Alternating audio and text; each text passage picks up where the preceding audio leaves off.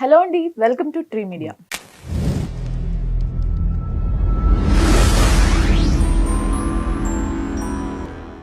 మనతో సినీ క్రిటిక్ దాసరి విజ్ఞాన్ ఉన్నారు. నమస్తే అండి. నమస్తే అండి. అక్కినేని నాగ చైతన్య, శోభితా ధూళిపాల నిశ్చితార్థం అవటం జరిగింది. వీళ్ళిద్దరి గురించి ఆల్మోస్ట్ 1 year నుంచి రూమర్స్ రావటం, రిలేషన్లో ఉన్నారని. ఇప్పుడు సడన్గా అందరికీ షాకింగ్ న్యూస్ అని చెప్పుకోవచ్చు. ఎలా చూడొచ్చు అంటారు దీన్ని? ఫస్ట్ కొంతమంది కామెంట్ చేసే వాళ్ళకి చెప్పాలనుకుంటున్నా. ఏం కామెంట్ చేస్తున్నారంటే, అన్నా నువ్వు ఒక రాణిని పెళ్లి చేసుకున్నావు, రాణిని వదిలేసిన తర్వాత ఇంకో రాణిని పెళ్లి చేసుకోవాలి, లేదా ఆ స్థాయి వ్యక్తిని చేసుకోవాలి, కానీ చెలికత్తెని ఎందుకు చేసుకున్నావు అని ఒక కామెంట్. అన్నా నువ్వు ఒక స్టార్ హీరోయిన్ని పెళ్లి చేసుకున్నావు, స్టార్ హీరోయిన్ని పెళ్లి చేసుకున్న తర్వాత ఆ రేంజ్ గల ఇంకో స్టార్ హీరోయిన్ని చేసుకోవాలి, కానీ ఓ జూనియర్ ఆర్టిస్ట్ని ఎందుకు చేసుకున్నావు అని ఇంకో కామెంట్. సో ఇప్పుడు వీళ్ళకి ఆన్సర్ చెప్పాల్సిన అవసరం ఉంది ఫస్ట్ ఓపెన్ చేసేటప్పుడు. ఎందుకు అంటే, ఆవిడ స్టార్ హీరోయినా కాదా అనేది మీకు అనవసరం. తను కూడా హాలీవుడ్లోనూ పనిచేసింది, మోడల్గాను తనకు మంచి పేరుంది, మీకు తెలియకపోవచ్చేమో. అండ్ మిస్ ఇండియా పోటీలు కూడా పాల్గొనింది. సో తనకంటూ ఒక స్ట్రక్చర్ ఉంది. కాకపోతే వీళ్ళకి ఆమె పరిచయం లేకపోవడం వల్ల ఇంకోలాగా అనుకుంటున్నారు. నెక్స్ట్ ఓవరాల్గా నువ్వు ఏమనుకున్నా, నీకు ఆవిడ నచ్చినా నచ్చకపోయినా ఆయనకు నచ్చి కదా చేసుకున్నాడు. ఆయనకు నచ్చినప్పుడు మీరందరూ ఎవరు మాట్లాడడానికి? ఆయనకు కదా కావాలి తన సహచరిని ఎలా ఉండాలి అనేది ఆయన కోరిక. ఆయనకు వెతుక్కుంటే సమంత నచ్చలేదేమో, ఈమె నచ్చింది, అది ఆయన టేస్ట్, ఆయనకు వదిలేద్దాం. కానీ మనం దాన్ని విమర్శించడానికి ఏం లేదు. ఇకపోతే నిన్న అందరికీ పెద్ద సర్ప్రైజ్, ఇది జరుగుతుంది అని ఎవరికో తెలిసినప్పటి నుంచి వార్తలు గుప్పమన్నాయి.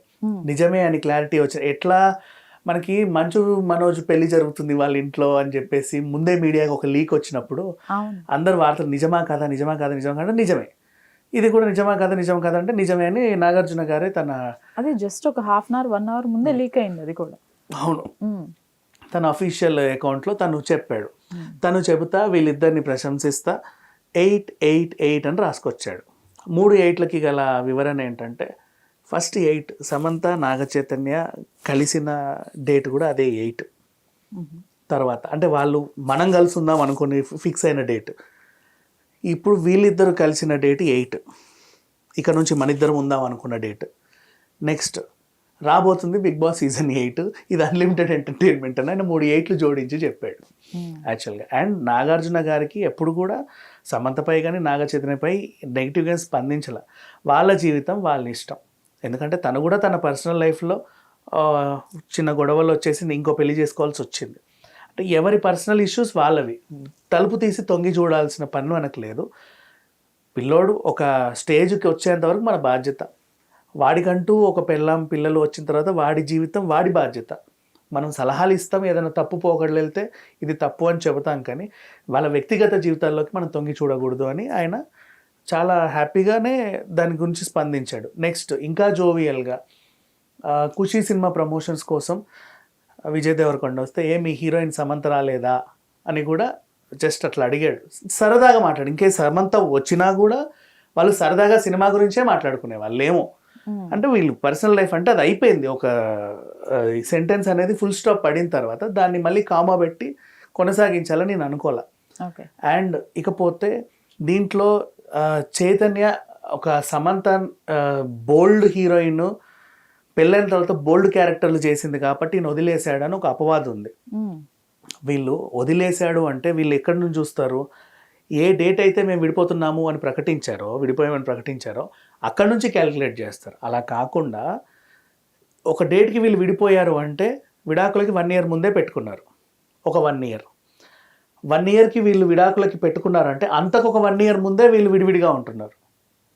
అంతకుముందే గొడవలు అవుతాయి, అంటే 2-3 years నుంచే గొడవలు అవుతాయి. అప్పుడు ఎప్పుడేం బోల్డ్ క్యారెక్టర్లు ఏం చేయాల. సో అది గుర్తుపెట్టుకోవాలి చాలామంది. ఎందుకో వీళ్ళకి మధ్యలో కొంచెం డిస్టర్బెన్సెస్ వచ్చాయి.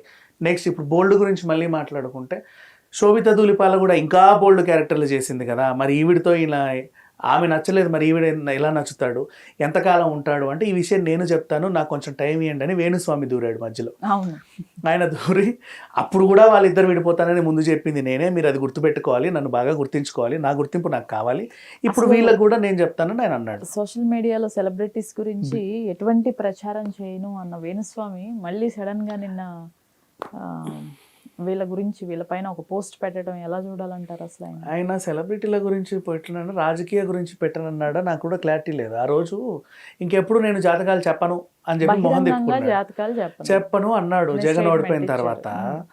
అయితే సరే దానికి ఏమైనా మినహాయింపు రాజకీయాలు అప్పుడు అదేంటిది ఆయన స్టేట్మెంట్ ఇవ్వగానే యూట్యూబ్ ఛానల్ అందరూ వెళ్ళాయి పాపం. ఆయన కాలు గడికి నెత్తిన చల్లుకొని బాబు నువ్వు అలా నోరు మూసుకుంటే మేము ఎట్లా బతికేది, నువ్వు వాగితేనే కదా మేమేదో రాసుకోవడానికి ఉంటుంది చెప్పుకోవడానికి ఉంటుంది అని ఆయన మళ్ళీ తీసుకొచ్చారు.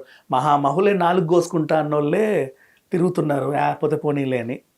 నువ్వు ఇచ్చిన స్టేట్మెంట్ ఎంత, అది వెనక్కి తీసుకొని యథేచ్ఛగా ఉండమని వీళ్ళు చెప్పుంటారు, ఆయన వచ్చుంటాడు. లేదా ఇది రాజకీయం మాత్రమే నేను చెప్పనన్నాను కానీ సెలబ్రిటీల పర్సనల్ నేను చెప్పనని లేదు కదా అని కూడా యూటర్న్ తీసుకోవచ్చు.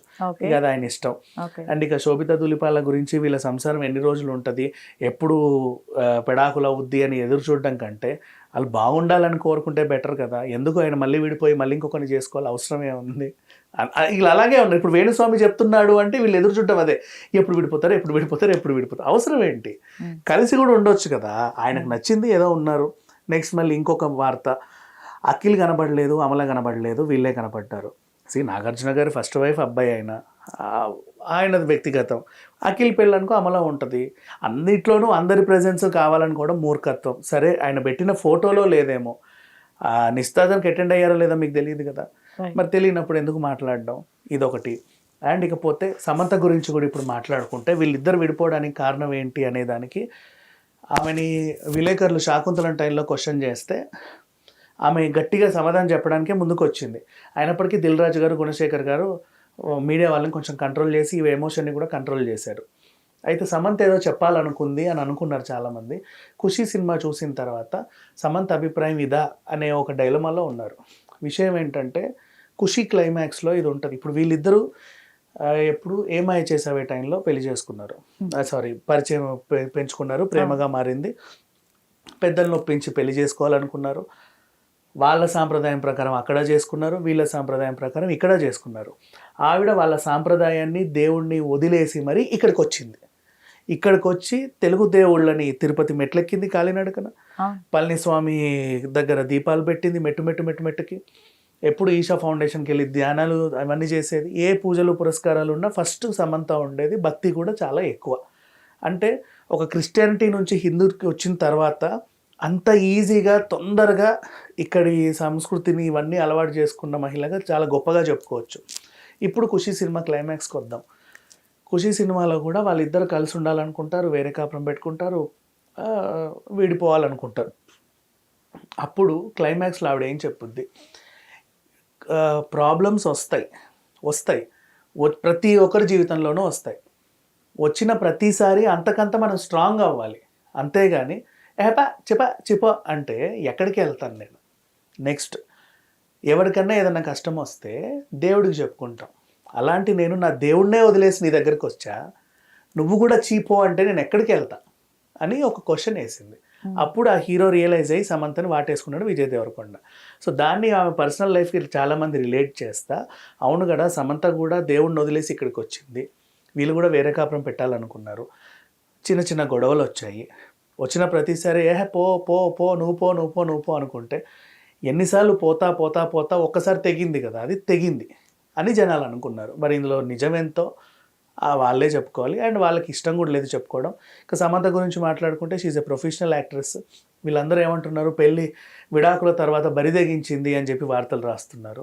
ప్రొఫెషనల్ యాక్ట్రెస్ తను. ఉవంటావా సాంగ్ అయినా తను ప్రొఫెషనల్గా చేసింది.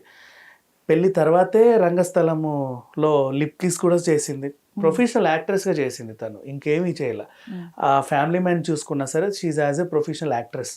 సమంత అన్ని సినిమాలు బాగానే చేస్తుంది. అండ్ తనకు ఒక స్ట్రెస్ వల్ల లేకపోతే బాడీ స్ట్రెయిన్స్ వల్ల మైసైటిస్ వస్తే తనలాగా చాలామంది ఆలోచిస్తారు, మైసైటిస్ బారిన పడ్డవాళ్ళు ఉంటారు, వాళ్ళకంటూ ఒక మెసేజ్ ఇవ్వాలి ఎలా ఉండాలి అనేది. సో తన హెల్త్ పోడ్కాస్ట్ని ప్రతిరోజు పెట్టేది, ఇది తినండి, ఇది తాగండి, ఇలా చేయండి, అలా ఉండండి అని. ఆవిడకి డాక్టర్లు ఏవైతే చెప్తారో తను ఏదైతే చేస్తుందో తన హెల్త్ పోడ్కాస్ట్లో కూడా అవన్నీ పెడుతుంది. మిగతా మైసైటిస్ బారిన పడ్డ వాళ్ళకి హెల్ప్ఫుల్గా ఉంటుంది అని. సో సమాజ సేవలోనూ సమంత స్టారే, ఈవెన్ ఇన్స్టాగ్రామ్ ఇన్ఫ్లుయెన్సర్గా కూడా తను స్టారే. ఓవరాల్గా తను ఒక ప్రొఫెషనల్ యాక్ట్రెస్. వీళ్ళిద్దరు విడిపోవడం ఎవరికీ ఇష్టం లేదు యాక్చువల్గా చెప్పాలంటే. ఇంకా నాగార్జున గారు అంటారా, ఆమెకి బిగ్ బాస్ హోస్ట్ స్థానం ఇచ్చేసరికి చాలామంది ఆశ్చర్యపోయారు. అదొక బరువైన పాత్ర. అంటే కమల్ హాసన్ లాంటి వాళ్ళు, అమితాబ్ బచ్చన్ లాంటి వాళ్ళు, లేకపోతే నాగార్జున లాంటి వాళ్ళు, శిల్పా శెట్టి లాంటి వాళ్ళు, సల్మాన్ ఖాన్ అలాంటి వాళ్ళు మోసే పాత్ర అది. 10 మందికి చెప్పాలి మంచి చెడు.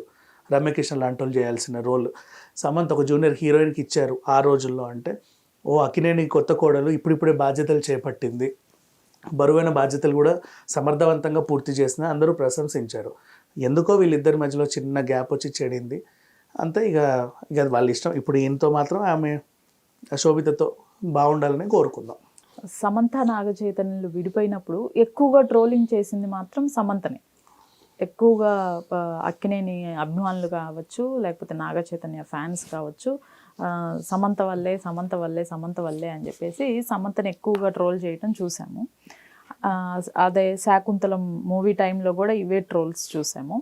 అయితే ఇదే పని ఇప్పుడు సపోజ్ నాగచైతన్య శోభితా ధూళిపాల ఎంగేజ్మెంట్ తప్పు కాదని నేను ఇక్కడ ఎక్కడా ప్రస్తావించట్లేదు. బట్ ఇదే పని సమంత ఇంకొకరితో డేట్ చేసి ఎంగేజ్మెంట్ చేసుకుంటే సమంతని ఇంకా ఎంత ట్రోల్ చేసి ఉండేవాళ్ళు. సీరియస్లీ 100%. ఎందుకు చెప్పనా, ఎందుకు సమంత ఎక్కువ ట్రోల్స్ గురైందంటే, రైట్, ఈ ఫ్యామిలీ జనాలకి కొన్నేళ్ళుగా తెలుసు.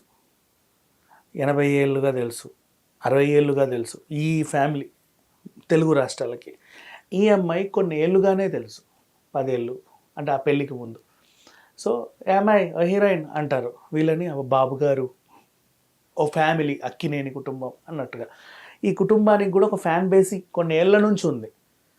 ఈ అమ్మాయి ఇప్పుడిప్పుడు సంపాదించుకుంది. సో ఈమెకి 100 మంది సైన్యం ఉంటే వీళ్ళకి 1,00,000 మంది సైన్యం ఉన్నారు. కాబట్టి ఈమె 100 మంది అటాక్ చేసినా ఇక్కడ ఈ 1,00,000లో 100 మైనస్ తీసి 100 పక్కన పెట్టినా మిగతా 99 లక్షల మంది టార్గెట్ సమంతే కదా.